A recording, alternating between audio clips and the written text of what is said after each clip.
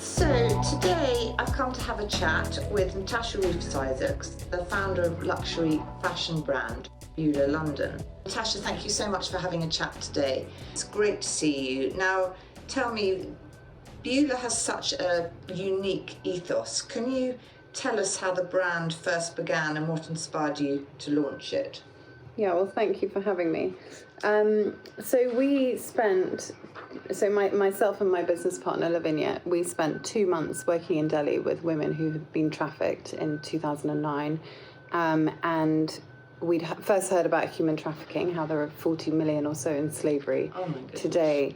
And we wanted to find out a little bit more. So we volunteered in this aftercare home where these women were taught very basic skills. And it was there that we saw such power in creating employment opportunities for them, because if they didn't have those opportunities, they'd more often be re-trafficked and go back into that cycle. So we thought we'd love to set up a brand and a business that could be a force for good and for change. And so Beulah was born in 2010. And we've been going for 15 years. It's amazing. Yeah. It's amazing. Still standing. No, it was brilliant. Beulah has always blended elegance with purpose. How has your mission evolved since those early days, especially around social impact and sustainability? Yeah, so we've kind of sought out our impact partners across the world that we kind of share the same vision. And we work with NGOs and social enterprises who kind of use regional artisanal techniques such as hand block printing, weaving, hand spinning in the production of some of our pieces. And those are based in Bangladesh and South Delhi and Calcutta.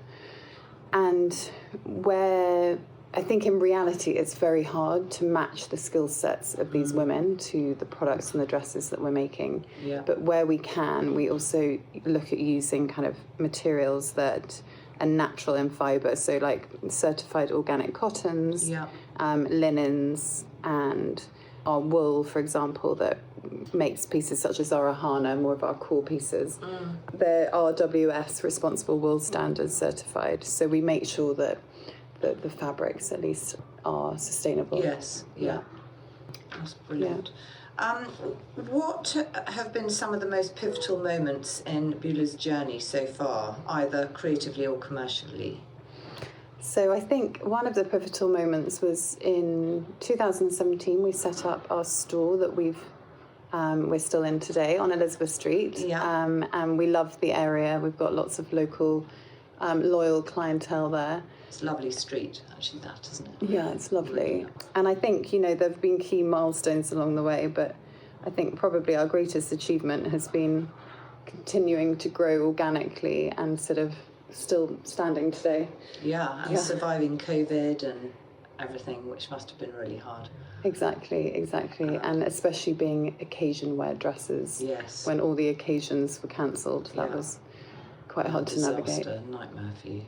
Beulah's known for timeless feminine designs. How do you keep the collections fresh while staying true to your signature style? So every season we kind of have our core pieces like our hanas, our yavis, and we tweak the designs and we put them into new, fresh colourways and fabrics. And then we have newness as well that comes in. So we'll be inspired by a vintage silhouette or kind of certain detail on one dress that we incorporate into the dress. And that's sort of the fun, creative part of what we do. It must be so much fun. But yeah, the key is to sort of, our customer isn't so trend-led, but they have to be on trend, but sort of relevant and commercial as well. Yeah. So your recent collaboration with Ginny Chadwick-Healy has brought a fresh artistic twist to Beulah. What drew you to working with Ginny, and how did the partnership sort of come about? Yeah, so Ginny has been a long-time supporter of Beulah. She worked back at Vogue and was very kind, showed a lot of interest in the brand and has quite a few pieces. So it's been a very authentic partnership. She had one of our classic styles called the Dasha dress, which we've kind of tweaked and put into a polka dot and chopped the sleeves off.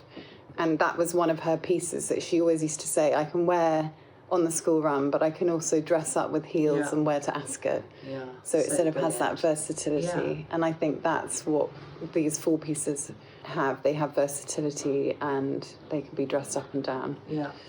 And be wardrobe staples. Yes. Yeah. Fantastic. So was it collaborative from day one, or more of a sort of merging of existing visions, would you say?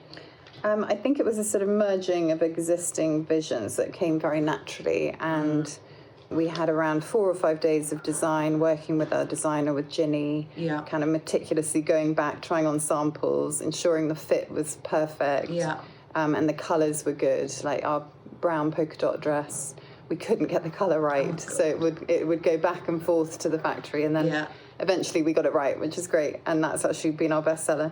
I think what Ginny brought was that sort of the versatility of like all of the pieces, but also she's got a very commercial head, and so we just sort of wanted the pieces to work for most women. Yeah. And the colour palette, And could you talk us through the 4 dress styles that you've got? What sets each one apart, and what do each represent in terms of sort of summer dressing? Yeah, so we've got the Helena, which is a sort of striped shirt dress, which has been hand woven by one of our impact projects. But the beauty of it is that you can wear it with pumps in the summer, and then you could wear it in the winter with a knit and boots. Yeah.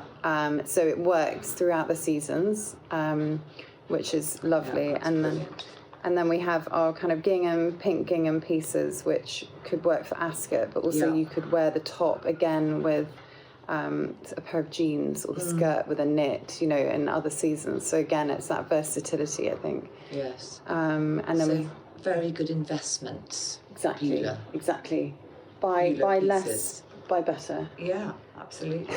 And the pastel palette is said to be inspired by the ice cream. How did that visual and emotional mood board evolve into finished garments? Well, we worked very closely with our designer, and Ginny had a very clear vision of what she wanted the dresses to be. I think there was one dress that we battled with, should it be yellow, should it be blue? We decided on blue because it's more commercial. So it sort of, I think it just naturally evolved, but it's a very feminine, neutral palette that I think women like, because then they can sort of style up or down with different accessories. And what does a typical design process look like for a new Beulah piece, from sort of concept to creation?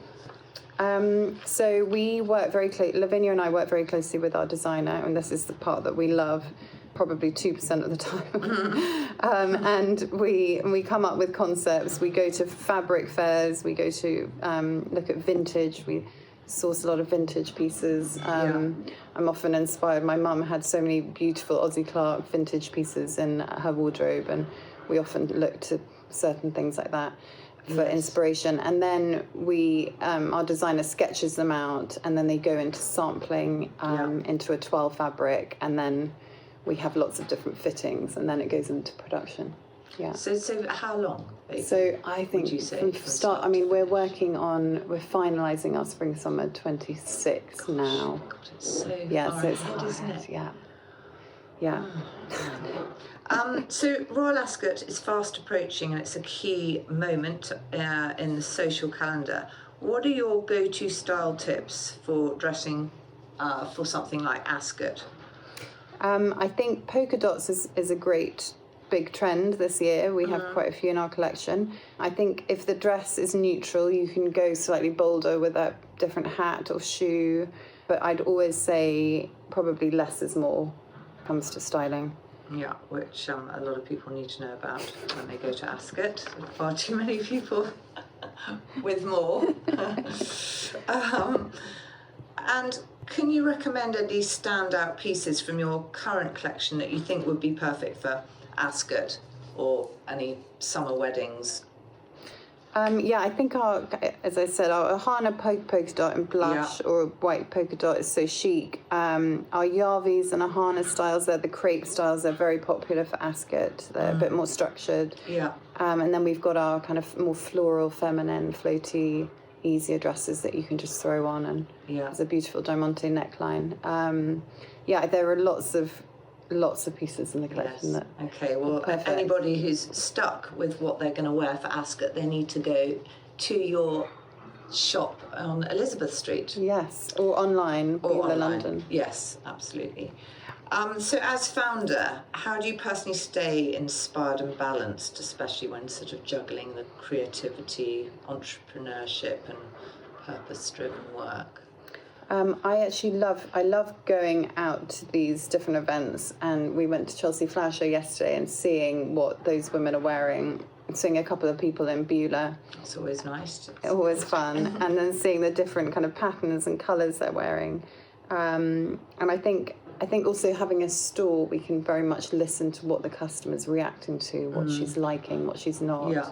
So we have a great insight, and we really take that quite seriously. Yeah. And we have our sort of 3 customers in mind. So if they're not going to wear it, then we won't produce it. Yes. When it comes to all of our design. Yeah. And lastly, what's next for Beulah? Are there any new sort of projects or exciting collaborations on the horizon, or new shops? So we're potentially looking at a new store, either start with a pop-up in a different London location next year, potentially the one after. And then America, I think, is a big... I bet they love your brand. They love anything British, yes. The heritage and the story, actually. Yes. But about 20% of our online sales are from the US, having done no marketing. So I think we'd love to go and do a trunk show. Yes. Hamptons, LA, or that'd be amazing. Yeah, that would be fun. How exciting! Yeah. And when you can relax for a little bit, which I'm sure you can't, what is your ideal thing to do, just to unwind? My ideal weekend is sort of hanging at home with my family, going for long walks, bike rides, and I think the pig at Barnsley has just opened, which is slightly dangerous. Lovely. So going there for a massage or a pedicure is my dream. Yeah, don't blame you. Totally agree. Thank you so much, Natasha. Pleasure. That's really interesting, and hopefully some members will go and have a look. Yeah, thank you. Thank you for coming having to your shop. Thank you.